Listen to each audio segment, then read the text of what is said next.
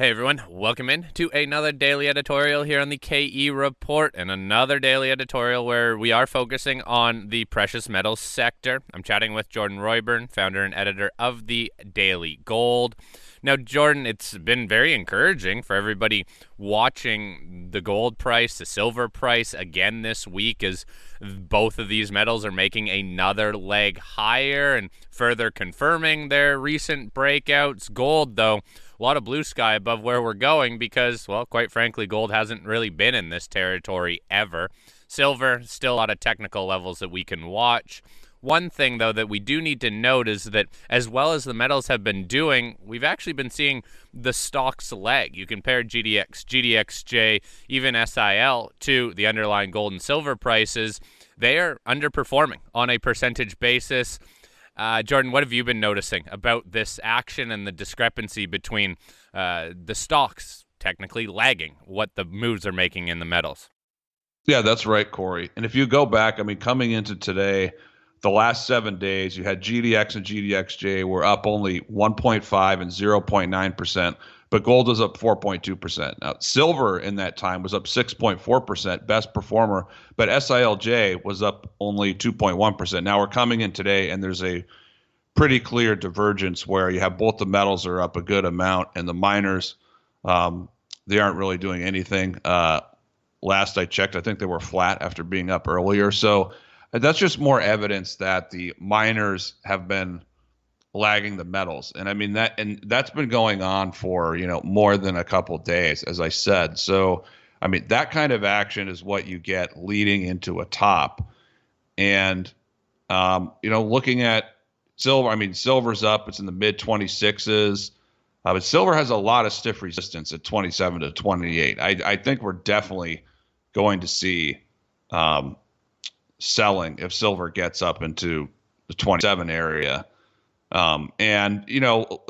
Circling back to GDX and GDXJ, they are at levels or around levels where there is a significant amount of resistance. And there's a lot of Fibonacci resistance for GDX around 43, I think 44 maybe, and for GDXJ around, I want to say, I think 62. Or this is an area where this great move that we had is going to stop. And this is something, Corey, that I've been expecting for more than a week, actually, truthfully. So I've been early on expecting the market to turn. And it's just an example why you buy and hold in a bull market. It's something I've had to learn through time and my own mistakes. But if I tried to time this, I would have sold out way too early. And when you buy back in, typically you buy back in too late because you kind of wait for more, and then it rebounds big, and then it's like, oh, the correction's over, and I have to get back in. So, in the big picture, even though we're probably going to see some weakness and selling over the next couple weeks, I'm just happy to buy and hold. I'm not terribly concerned about a correction in the sector. We're going much, much higher over the next 12 to 18 months. So, look at this coming correction as an opportunity, especially for a lot of new people in the sector. This is going to be a great opportunity to get in some names, 15 or 20% off the highs. And so that's where I think we are right now. Hey, you know what, Jordan? It's just encouraging to see a bull market for the precious metals in the sense that bull markets can continue to surprise to the upside and can continue to push off corrections that are natural for longer than the charts would tell you. There's also a distinction we need to make between a correction in GDX or GDXJ and a correction in individual stocks, especially the smaller ones that you and I hold, I know quite a few of in our portfolios. These stocks depend so much on stories and investor perception rather than simply technical trading like you get in GDX and GDXJ. How are you balancing out? Well, I guess I know how you're balancing out your buying and holding, but what do you have to say to those investors saying, fine, a correction might be due, but the stock I'm holding still has a lot of catalysts on the horizon? Well, Corey, that is such an excellent point, and it's something that I probably would have performed better at certain points in 2017 and 2018 if I was more if I was less obsessed with trying to time the market, just focusing on companies, with the best fundamentals and the best stories. So stock picking is always going to win out over the end over market timing, especially if you're going to hold something for a couple years. So with that said, um, we know that the sector is going to correct. It's coming into some kind of an interim top here. Maybe gold might blow off a little bit more, but if we're looking at the stocks, as we said, they're really tired. They're probably done for the most part. But so with that said, you have that in the back of your mind, but that analysis doesn't necessarily apply to your entire junior portfolio. I mean, there might be a couple juniors in there that are really overbought. They've gone vertical. There might be some that are kind of, they've corrected a little bit. Maybe they've gone sideways, and there might be some that are really oversold. So and I'm just talking about the technicals. I'm not even talking about the fundamental story or the catalyst that each one has, as you mentioned. So you have to keep that in mind. I mean, for example, if there's a junior that you really like, and let's say, it corrects 20%, and it's a great value, but you're worried about the sector. Oh, well, maybe there could be some more downside in GDX, or gold could drop another $100. Yeah, those things are possible. But if there's a stock that you really like, it's already corrected 20%, and it looks like the correction's over, there's catalyst coming, et cetera. You want to buy that then and there rather than wait for, the entire rest of the sector to reach its perfect entry point or buy point. So you have to, for the most part, you have to focus more on the individual companies that you have or that you want to buy.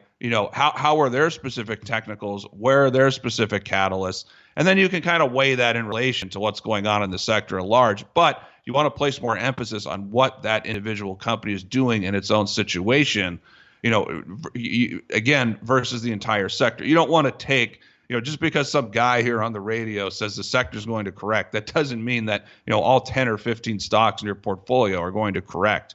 So it's a very important point, Corey. That's something that we have to remember. Can we talk about the moves that, say, we're seeing today in these stocks? You and I were going through a number of stocks that we hold in our portfolio and noticing that the stocks were making a run in early hours trading, but the vast majority of these charts have faded throughout the day, and I've noticed a couple stocks, high-quality ones that I think are actually down, some down 5, even 10%. Yes, they've run really nicely, but what would you take away for those people looking at stocks today saying, wow, the metals price is really up, but this junior that I hold got off to a good start, but selling has really taken the share price down just today?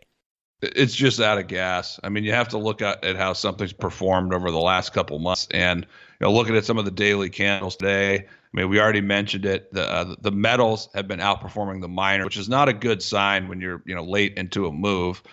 And you know, yeah, to me, it's just more evidence that the term trend is probably going to flip to being in a correction or consolidation. But, Corey, with that said, and I'll just piggyback on the last point I made, typically, a basket of individual juniors, like they're going to be most affected by the sector at the beginning of the correction. So let's say the sector correct for 2 months.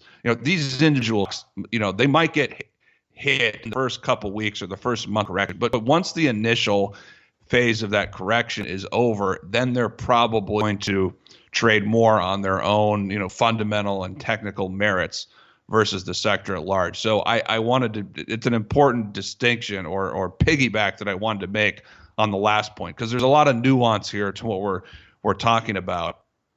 But just to reiterate what you asked and what I said, yeah, I mean a lot of these stocks, great move. They're probably out of gas, and they might need to settle at lower levels after this great move. I mean, there's not enough buying for them running here, even though the metals are running. And with that said, Corey, we have to. We're speaking in the middle of the day here, so we've seen before, things can always change where the market can make a big run into the close. So you got to focus on daily closing prices and weekly closing prices. But for the most part, I think most of the sector looks to be getting tired, looks to be out of gas from the stock perspective.